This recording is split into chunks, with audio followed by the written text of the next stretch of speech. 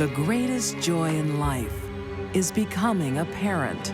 And look at the place we'll be staying in. Wow, awesome.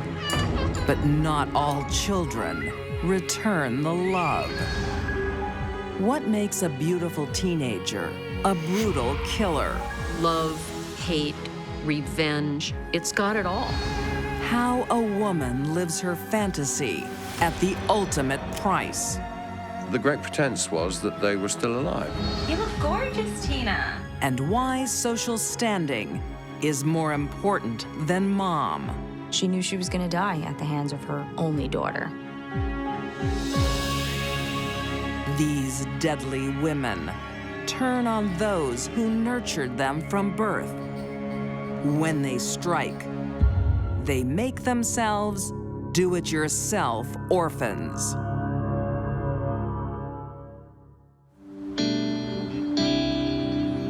(1973), Chicago. 16-year-old Patty Columbo loves her new after-school job, selling cosmetics. It's a chance to preen herself.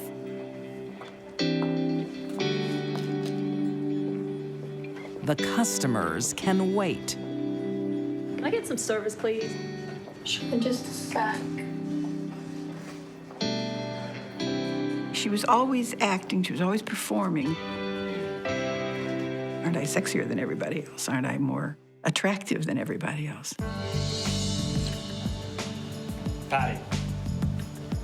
Patty's antics catch the eye of the store's pharmacist, I need to see you out the back. Frank DeLuca.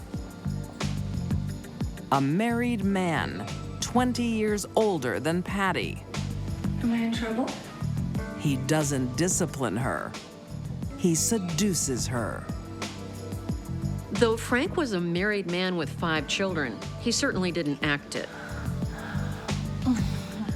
He was a hound, a skirt chaser extraordinaire. He just was motivated by sex in every way that he possibly could think of. And that just opened up her whole world. In a sense, he helped groom her into her sexual behavior, but man, she took it and ran with it.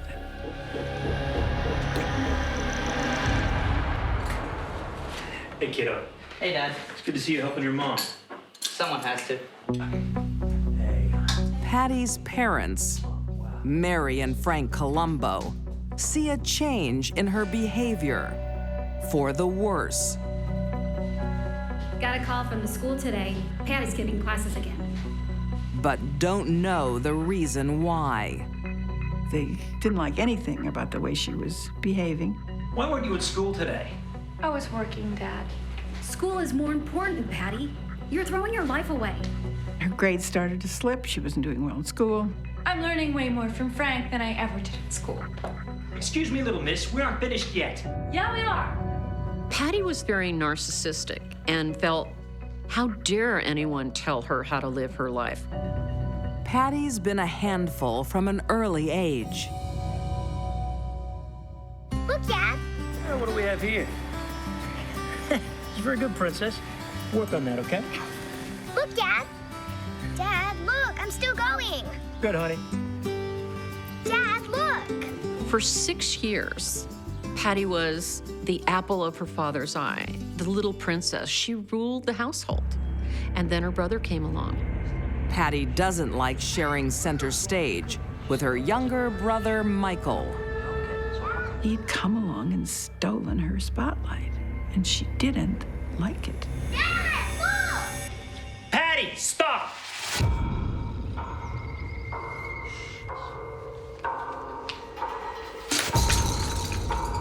Patty, pick those up now. No. At one point, Mary got furious, and she slapped Patty. Pick those up right now. No. And she said, "You should know better. You're older." And Patty seethed. To say sibling rivalry overtook Patty would be a profound understatement.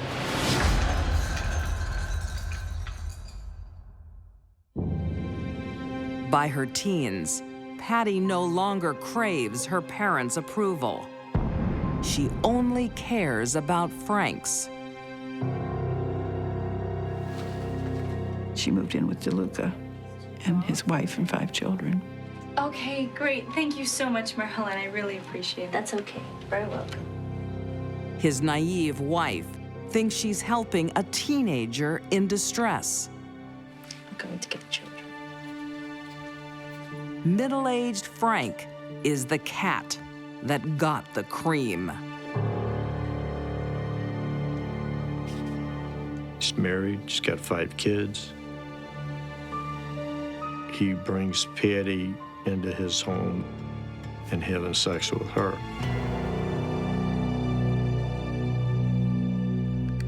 Patty's dad wakes up to the illicit affair. His concern is, obviously, as a father, this guy's 20 years older than his daughter.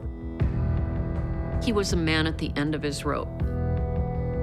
From his point of view, this man, Frank DeLuca, had destroyed his daughter's life. Frank Columbo confronts DeLuca at his work and brings a weapon. And they start to argue back and forth. DeLuca!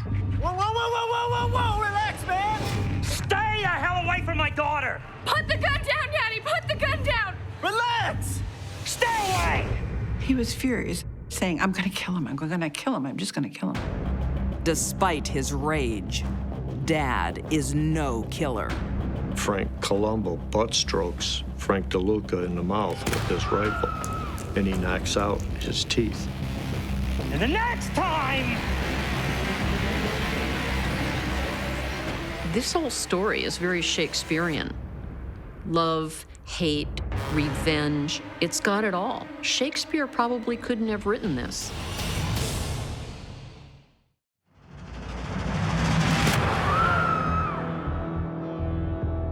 "19-year-old Patty Columbo is plotting revenge against her father for assaulting her married lover. But she doesn't want to get her hands dirty. So, these are the photos. She recruits 2 heavies. Patty wrote out dossiers, information about her mother, her father, and her little brother. Maps of the area. Diagrams of the house.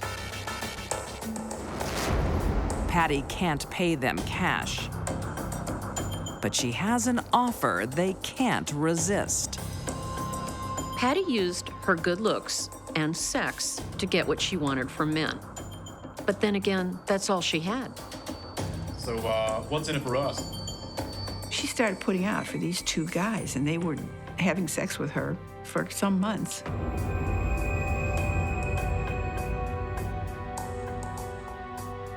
Whoa, whoa, whoa.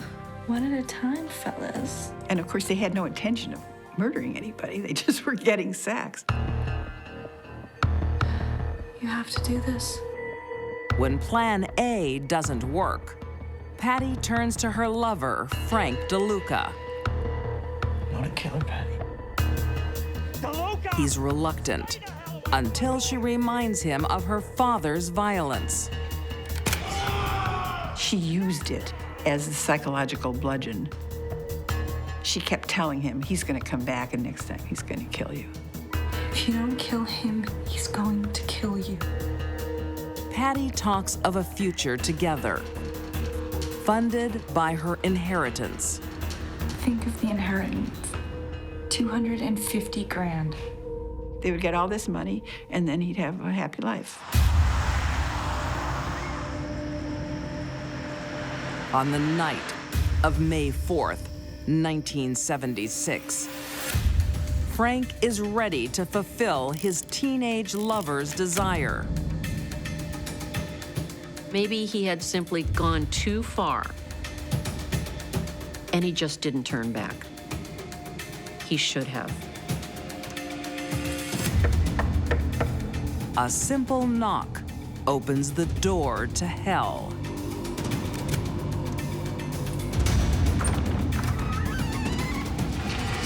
They came rushing in. DeLong, no! Wait! Patty Columbo! Frank DeLuca shot Frank Columbo right away. They thought he was dead. They thought they'd killed him, but he kept moving. That's when Patty picked up the lamp and started bashing him with the lamp. But that was just the beginning. Patty's mother came out of the bathroom. Frank shot her right between the eyes. She went down without a whimper. But Mom doesn't die instantly either. So they wouldn't have to listen to the sound of her last breaths. Patty cut her throat as well. Patty and Frank could have killed her family quickly and easily. But that wasn't what Patty wanted. Patty wanted to be medieval and beat them and mutilated their bodies. Patty has no intention of sharing her inheritance with the brother she's resented from birth. They went down the hall for Michael. And Michael was asleep. So they stood him up and shot him in his pajamas.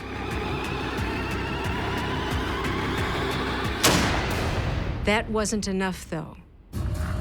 Patty took a sharp, pointed scissors, rolled him onto his back, and stabbed him 92 times. Every time Patty stabbed her brother, she was saying, "I hate you, I hate you." Why? He needed to be punished. He committed the great sin of being born. He's just a little boy. Michael only turned 13 just a few days before he was murdered.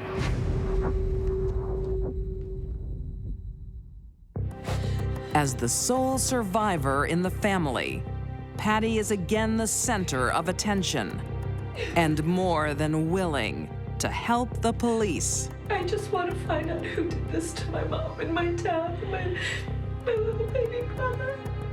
She came in with all of this information, trying to direct the investigation. Here's people you should talk to. Here's what you should be concerned about. Not how people who've just lost their family would be reacting. Do you have any idea who did this? Maybe it was a mob hit. But the forensics tell another story. A hair is found on her brother's body and could only be left by the killer. It's Patty's. There's a single strand of Patty Columbo's hair that was entwined in the blood on his chest. The only way the hair would have gotten onto Michael's bloody chest was if Patricia was there. 10 days after the murders, Patty and Frank DeLuca are arrested.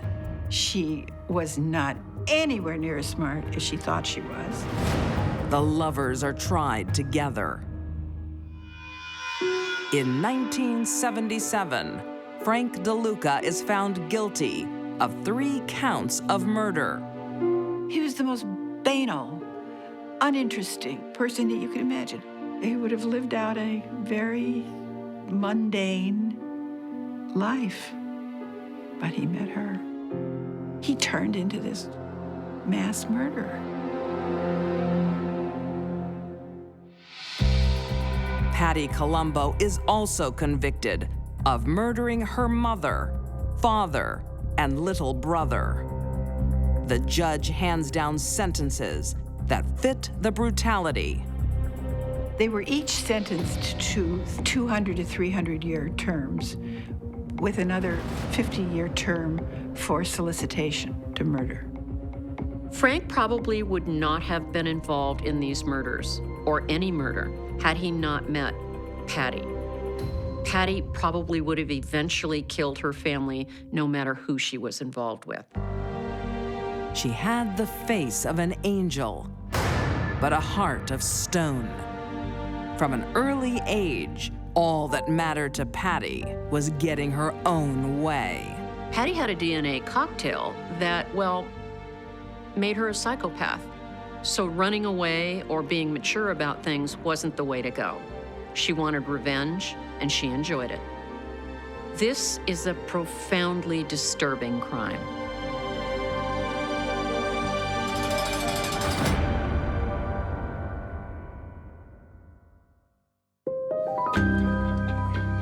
Strange things lie at the bottom of the backyard. Susan had a simmering resentment. Secrets that should never surface. But nothing stays buried forever. This planted a seed, and not a good one.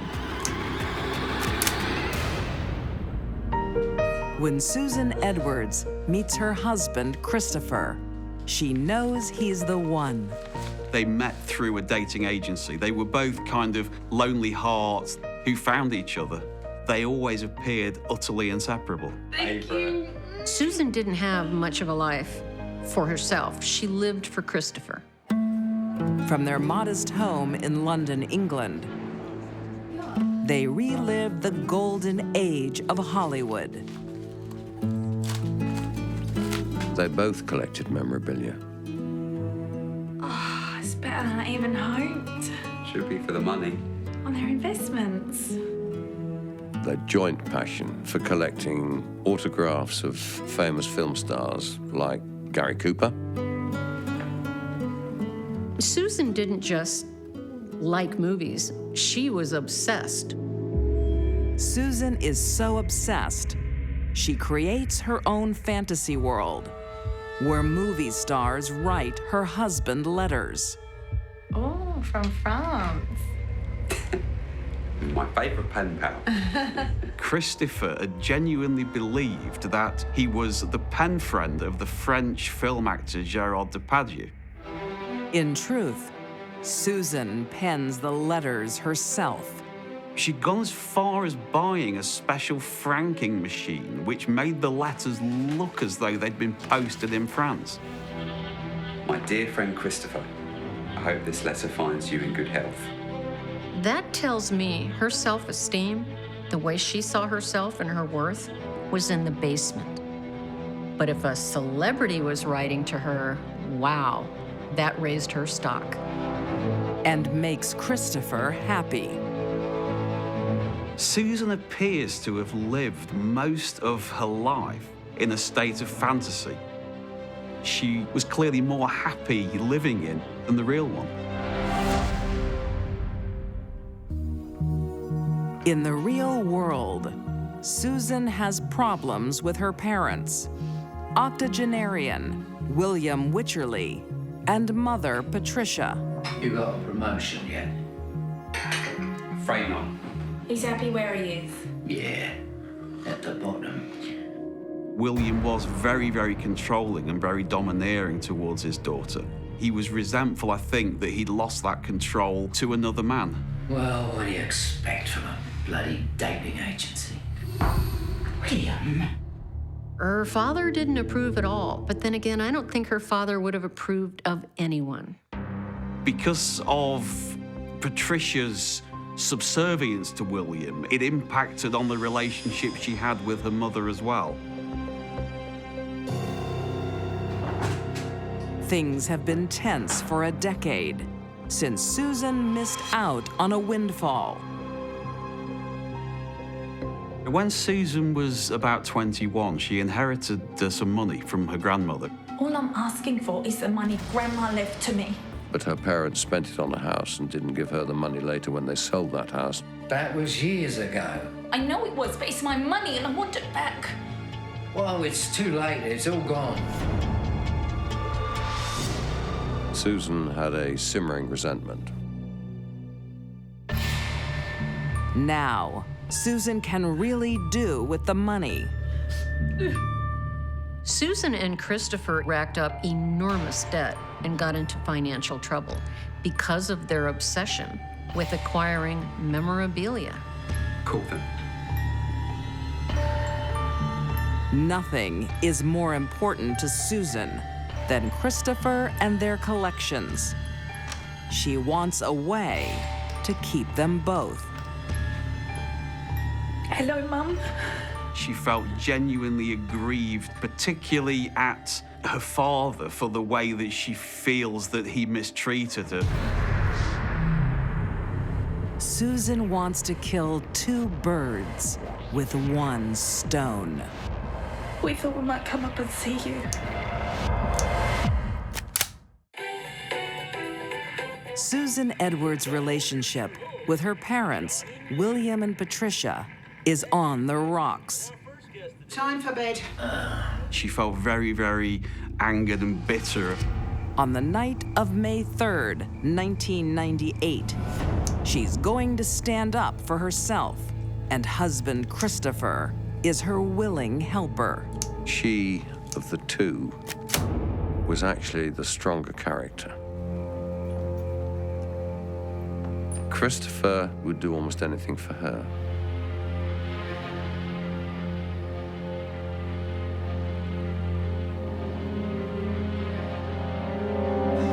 The last thing they ever saw on this earth was Christopher holding a gun on them.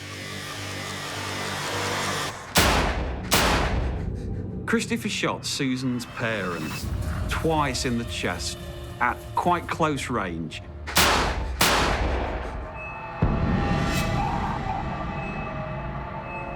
They died immediately or very, very soon after the shots were fired.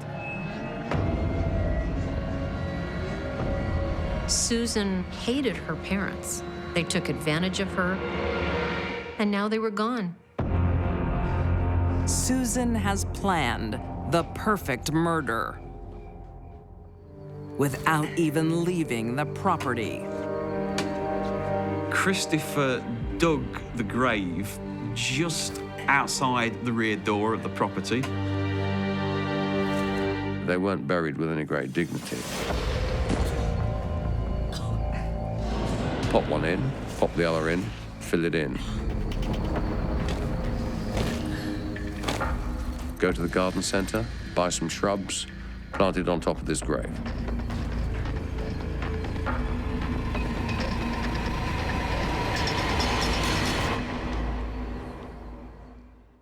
Mrs. Edwards, please have a seat. Susan's waited 10 years for her grandmother's inheritance. So, what can I do for you? I'd just like to transfer this. Now she has it. She cleared out her mother's account, which had £40,000 in it. It wasn't because of greed or revenge. She was taking what she thought rightfully was hers. But Susan wants more. Her parents are receiving a pension and will continue to if no one knows they're dead. It was very, very clever. Thank you. Streams of revenue which they'd identified as being able to divert into their own back pockets as long as they could maintain the premise that the Wycherleys were still alive and well. It's yet another Susan fantasy. But this time, it's not costing them money. It's making it. Christmas cards had to be sent, either forged from William or Patricia describing their recent adventures. She sent letters saying, Father's got a new lease of life, he's really enjoying himself, he's gone off travelling to Ireland, they've moved to Blackpool. It was almost a full-time job for them to maintain the lie. Hello? Yes, I'm ringing about my father, William Wycherley. I think Susan and Christopher probably gave each other a high five every day when they passed in the kitchen. I'm afraid he's had a fall. He won't be able to make it. They were proud of it. Okay, I'll let him know. The couple's debts evaporate, and no one suspects a thing. Now, for the first time in her life, Susan had a lot of money, but she didn't spend it on cars, vacations, or a nice home. She spent it on more memorabilia. It was really, really erratic, crazy spending. For the next 15 years, the Edwards go through $250,000 in pension funds and might have had a Hollywood ending if not for a quirky British tradition. What have you got? Bad news. William Wycherley would have been coming up to be 100. And the practice is for someone coming up to be 100, they are interviewed by the authorities. Well, William had been dead for 15 years, and this caused great alarm. Call them. Say that he's away. I've already tried that. Susan's fantasy is crashing down.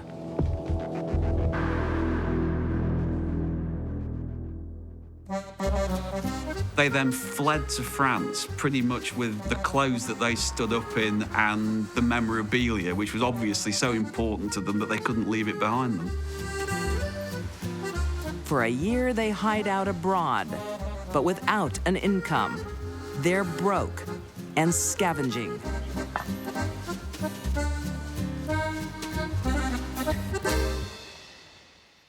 Look, I'm really sorry to ask, but It's all too much for Christopher. While begging a relative for help, he loses it and finally confesses. because we buried Susan's parents in the garden. Christopher confessed that the bodies of William and Patricia Wycherley were both buried in the back garden of the house.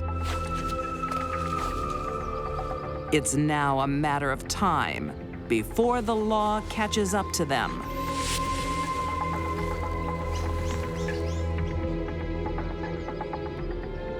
And the lure of a good meal makes prison a better prospect.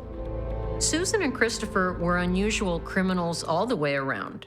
They emailed the police and set up a meeting to turn themselves in, not at the police station, but at the train station. Are you Susan and Christopher Edmonds? Yes? What's in the cases? At the time of their arrest, they had literally a few euros in their pockets, the clothes they stood up in, and suitcases full of the most bizarre film memorabilia from the 1930s, 40s, and 50s. In 2014, 16 years after murdering William and Patricia Wycherley, Susan and Christopher are found guilty of 2 counts of first-degree murder. They were both sentenced to life imprisonment and told that they would serve a minimum of 25 years. They are, in fact, probably never likely to see each other again because of their age. So their only friend has been completely removed. Susan Edwards loses everything: her parents, her husband, and her treasured memorabilia. All she has now are her fantasies. What she's done from her own fantastical sense of reality, that it is not real, it didn't happen. I think she just lives in a completely different world. Susan and Christopher were not natural-born killers, and they weren't hardened criminals. They were a couple of people that committed a murder for a very specific reason and kept the money. The lesson here is, treat your children well.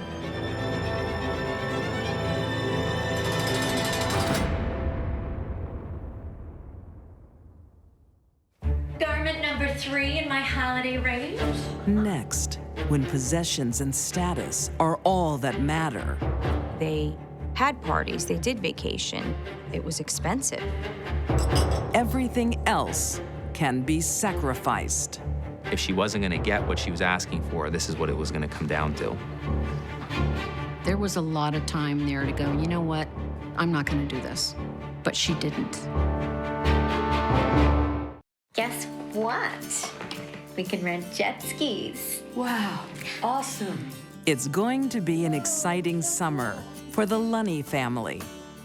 41-year-old Tina wants the best of everything. Cool. She was planning this big trip, grand trip, with a lot of other people from town. We're going to rent this large, beautiful home. Look at the place we can stay in. Tina loves to keep up with the Joneses, whatever the cost. It was expensive. She always wanted her children to have what they wanted and the best. So she spent on her kids. How much is all this costing? We're sharing the cost between a bunch of families, Mama. For 81-year-old widowed mom, Marie Zoppi, it seems very extravagant. Okay, kids, bedtime. Okay. It's my bedtime, too. Good night. Good night, Marie. Night, Mama. When they bought this home, it was set up so that she had her own place in the basement. Tina had a good relationship with her and they shared a lot, but she also had a live-in babysitter. For a professional working woman, that's a good deal. You sure we can afford this? Yes, we need a holiday. Tina works as an accountant, so her husband, Chris, entrusts her with the family finances. Look what's in the ensuite.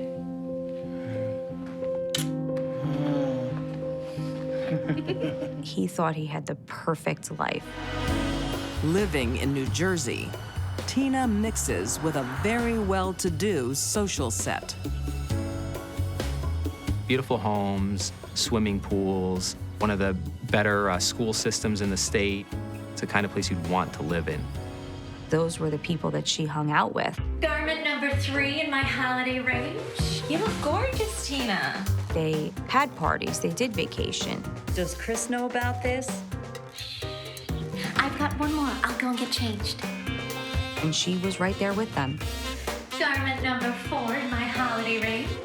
Anyone for a game? Tina Lunney was obsessed with two things: keeping up with the Joneses and finding the money to do it. The Lunneys' dual income helps fund their lifestyle, but only up to a point. She would charge it and continue to charge and charge. I'm glad you're so cashed up, because we've got to pay the balance of the holiday house. No problem. I'll just grab my checkbook. Tina is spending money she doesn't have. Tina was an accountant by profession, but she couldn't manage her own checkbook. Tina had a number of credit cards that were all maxed to the limit. It was financial disarray. There was rarely a positive bank balance. Sometimes she gets so far behind, the power is cut.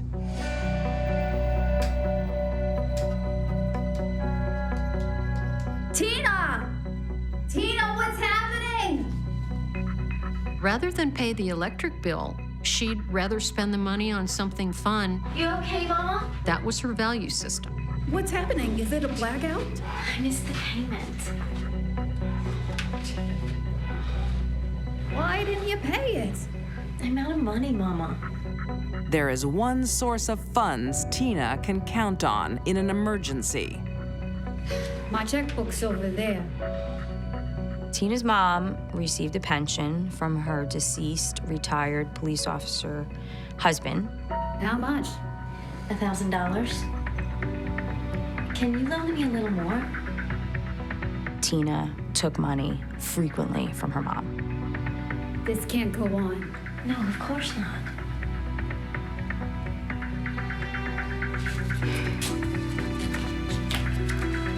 Mama.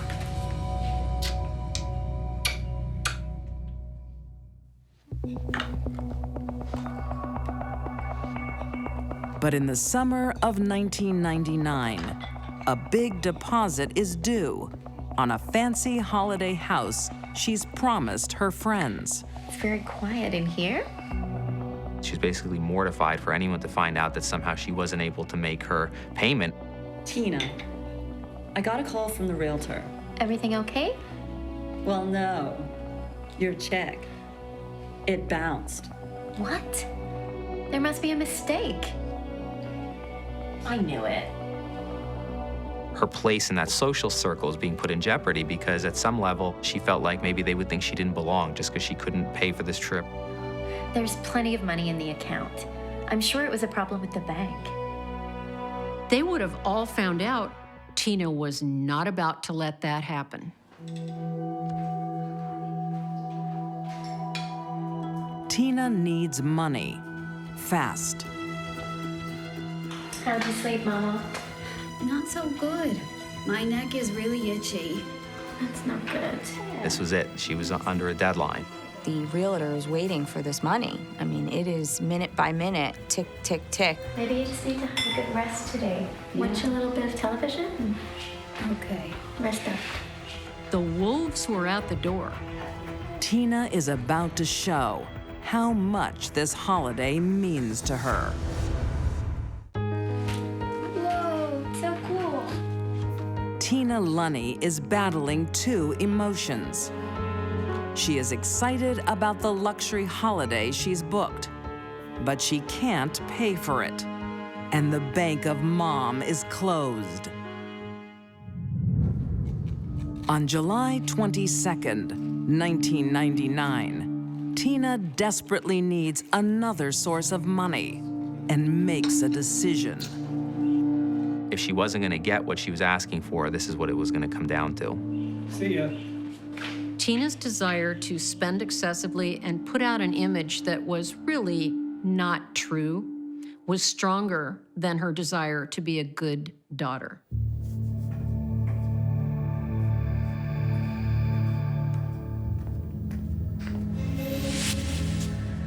I thought you went to work. I had to come back for my phone. Is your rash bothering you? Oh, that feels really good.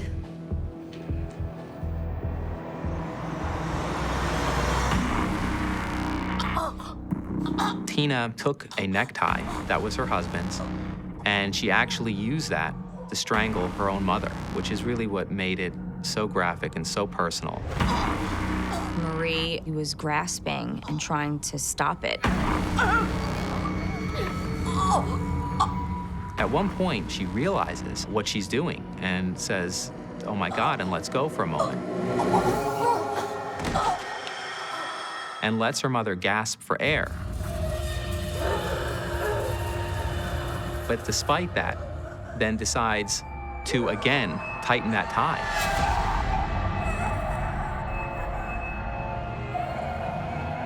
Probably the most gruesome and graphic way anyone could be killed. She knew she was going to die at the hands of her own only daughter. Moments after Marie Zoppi draws her last breath, her daughter goes for the money.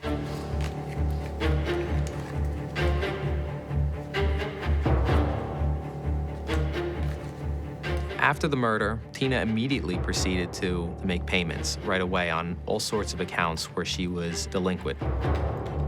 High on her list is the deposit on the vacation home.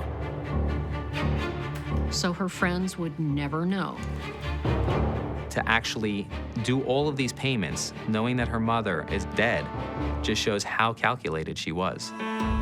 For 24 hours, Tina leaves her mother's corpse in the basement. Everything is just the way it normally is in her life. Nothing is out of the ordinary for her. She wasn't a mess. She wasn't, oh my God, I killed my mother. But sometime soon, Tina will have to explain her dead mother. So the next day, Tina does actually go into the basement and attempt to stage what looks like a suicide scene. She attempted to write this note, basically showing that her mother was in a depressed state of mind, that she was tired of being some kind of burden on everyone. She probably thought that they'll think my mom killed herself, and the family will never know. She takes the tie and moves it around on the face, making it look as if somehow she had done this to herself. The stage is set. Come home! Tina is in Come home! complete hysterics. I mean, the Academy Award goes to Tina. Chris comes home. I think she killed herself. Did you call 911? And Chris is the person who actually calls 911. It's my mother-in-law. I think she's dead. Now she had to pretend to the paramedics and the police department that she was not a murderer. But Tina hasn't thought this through. Odd-looking suicide. It's almost impossible to strangle yourself with your own hands. It was clear as day that they knew that it's called a suspicious death. You should eat. I can't. Despite all her efforts, I'm gonna get some smokes. there will be no family holiday. Instead, Tina goes missing for 3 days. Until she turns up at a police station. Her conscience has returned. Before her butt hit the seat, she said, "Do you want me to tell you what happened to my mother?" And everyone's jaw just dropped. And then she provided the confession. It was as if she was talking about something someone else did, or that she'd strangled the life out of a teddy bear and not her own mother. She never cried, not one tear, during the entire statement, not one tear. In May 2013, Tina Lunney is found guilty of first-degree murder. She is sentenced to 40 years in prison. The irony of the sentence is that when Tina gets out, she'll be her mother's age at the time of her death. It is a crime that still baffles many. Tina has no history of violence, no mental illness, and lived in a happy family. The only explanation, social status, is more important than her mother's life. If Tina had realized that she had a spending addiction and sought help for that, there's an excellent chance none of this would have happened. It doesn't get worse than killing your mom.